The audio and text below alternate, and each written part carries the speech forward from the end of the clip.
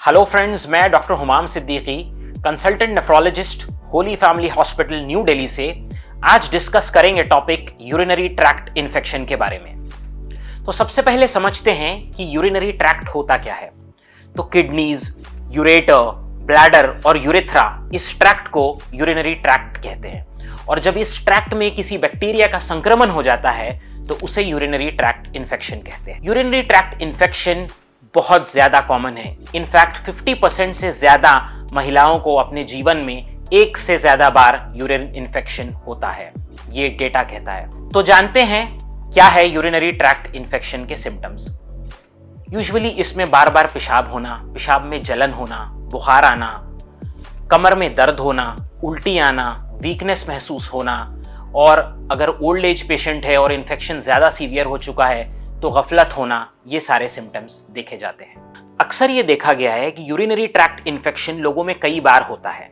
इसे recurrent urinary tract infection कहते हैं। तो जानते हैं क्या है definition recurrent urinary tract infection की। तो जो यूरिन इन्फेक्शन 6 महीने में 2 से ज्यादा बार हो गया या 1 साल में 3 से ज्यादा बार हो गया, इसे रिकरेंट यूरिनरी ट्रैक्ट इन्फेक्शन कहते हैं, यानी बार बार होने वाला इन्फेक्शन। तो अब जानेंगे क्या है कारण, क्यों ये यूरिन इन्फेक्शन बार बार हुआ। एक तो कारण ये हो सकता है कि आप अपने एंटीबायोटिक का कोर्स कंप्लीट नहीं करते, जिस वजह से ये बैक्टीरिया वापस थोड़ी देर बाद पलट कर आ जाता है, यानी ये एक्चुअली पुराना ही इन्फेक्शन है जो कंप्लीटली क्योर नहीं हुआ।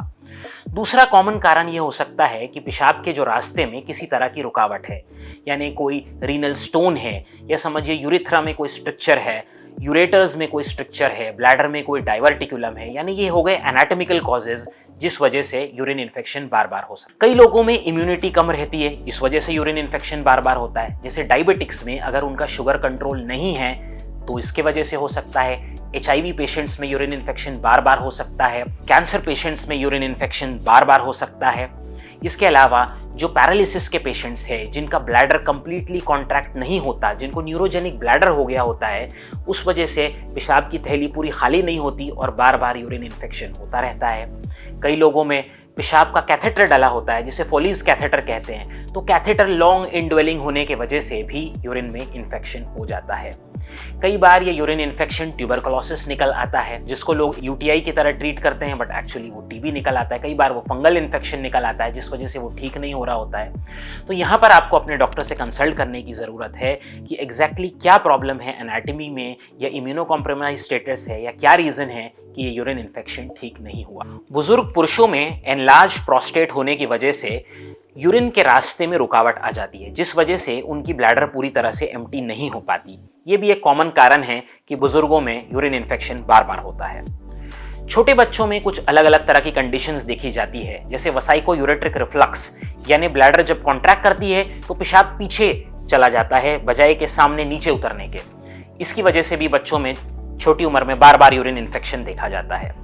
एक कंडीशन होती है पोस्टीरियर यूरेथ्रल वॉल्व छोटे बच्चों में, कि इसमें भी बच्चों में बार बार यूरिन इन्फेक्शन होने का रिस्क रहता है। इन दोनों कंडीशन के ऊपर कभी हम और डिटेल में बात करेंगे। जैसे कि हम सब जानते हैं, यूरिन इन्फेक्शंस फीमेल्स में मेल के कंपैरिजन में बहुत ज्यादा है।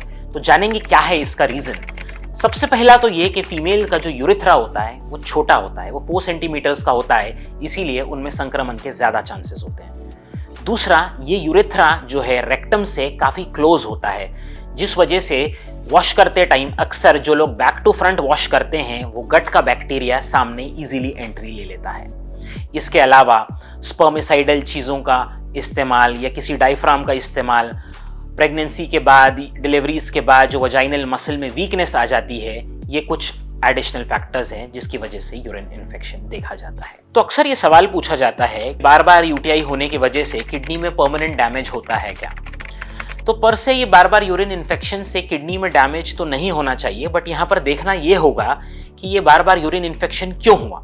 अगर यूरिन इन्फेक्शन किसी रुकावट की वजह से हो रहा है, जहाँ किसी तरह का ऑब्स्ट्रक्शन है, कोई स्टोन डिजीज, इस वजह से अगर ये रुकावट को सही नहीं किया गया तो हाँ, किडनी में परमानेंटली डैमेज हो सकता है। दूसरा, छोटे बच्चों में जो बार बार यूरिन इन्फेक्शन होता है ये ज्यादा डेंजरस हो सकता है। यहाँ पर रिस्क है कि ये बच्चे की हाइट छोटी रह जाए या उसको ब्लड प्रेशर डेवलप हो जाए, तो ऐसे केसेस में परमानेंटली किडनी पे असर पड़ता है। जी हाँ दोस्तों, बचपन में होने वाला urine infection as compare to adult ज़्यादा डेंजरस हो सकता है, इसीलिए उसको बिल्कुल इग्नोर नहीं करना है और टाइमली ट्रीटमेंट लेनी है। तो जानते हैं यूरिनरी ट्रैक्ट इन्फेक्शन को डायग्नोस कैसे किया जाता है। सबसे सिंपल टेस्ट इसमें यूरिन रूटीन माइक्रोस्कोपी होता है। इसमें हम फर्स्ट मॉर्निंग सैंपल को प्रेफर करते हैं क्योंकि वो यूरिन ज़्यादा कॉन्सेंट्रेटेड होता है। तो आपका पहला मॉर्निंग सैंपल जिसको आप यूरिन टेस्टिंग के लिए देंगे उसमें पस सेल्स बता देते हैं कि यूरिन में इन्फेक्शन है या नहीं। इसके अलावा एक डिपस्टिक टेस्ट होता है, वो भी यूरिन रूटीन में आ जाता है। इसमें यूरिन कल्चर सेंसिटिविटी सबसे गोल्ड स्टैंडर्ड माना जाता है, बट इसकी रिपोर्ट आने में अक्सर 2 से 3 दिन लग जाते हैं। यही इस टेस्ट का ड्रॉबैक है, बट उसके पहले डॉक्टर्स आपकी एम्पेरिकल एंटीबायोटिक दे देंगे। ये रिपोर्ट आने के बाद अगर एंटीबायोटिक को चेंज करना हो उसका डिसीजन ले लिया जाता है कि वो कल्चर में सारा कुछ दिखा देता है कि कौन सा बैक्टीरिया आया और वो कौन सी एंटीबायोटिक से खत्म होगा। यूरिन टेस्ट के अलावा ब्लड टेस्ट में सीबीसी करके देखा जा सकता है, जिसमें टीएलसी बढ़ जाते हैं इन्फेक्शन में। केएफटी करके देखा जाता है कि इस इन्फेक्शन का असर किडनी पर तो नहीं आया। सीआरपी, ब्लड शुगर लेवल्स, ये सारे भी डॉक्टर्स आपको यूरिन इन्फेक्शन में ऑर्डर करेंगे। अगर ये इन्फेक्शन एंटीबायोटिक के कोर्स के बाद ठीक नहीं हो रहा है या ये बार बार हो रहा है तो एक अल्ट्रासाउंड या सीटी स्कैन की भी जरूरत पड़ सकती है। तो इस तरह ये है कुछ बेसिक टेस्ट जो यूरिन इन्फेक्शन को डायग्नोस करने में यूज होते हैं। तो जानते हैं यूरिनरी इन्फेक्शन को प्रिवेंट कैसे करना है। इसमें सबसे इंपॉर्टेंट टिप है कि आपका हाइड्रेशन अच्छा रहे। आप 2 से 3 लीटर पानी डेली इनटेक रखें क्योंकि ये बैक्टीरिया को फ्लश करने में हेल्प करता है।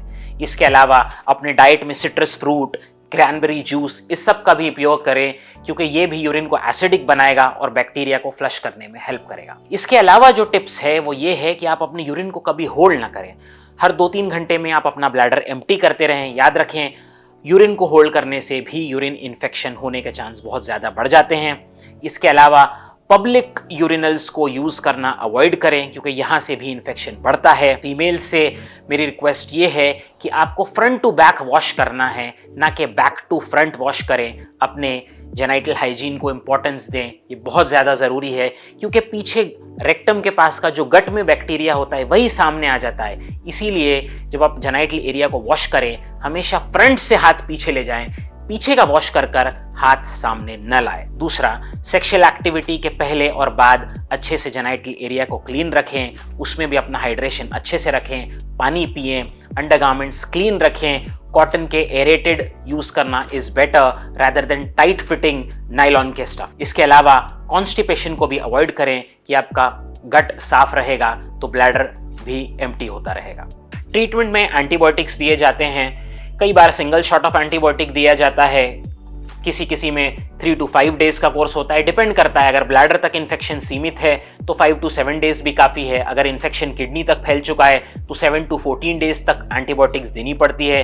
कई बार मरीज बहुत सिक होते हैं जिसके लिए हमें एडमिट करना पड़ता है और उनको आईवी एंटीबायोटिक्स और आईवी फ्लूइड साथ में चलाने पड़ते हैं। फीवर काफ़ी आता रहता है, उसके लिए एंटीपायरेटिक्स भी दिए जाते हैं।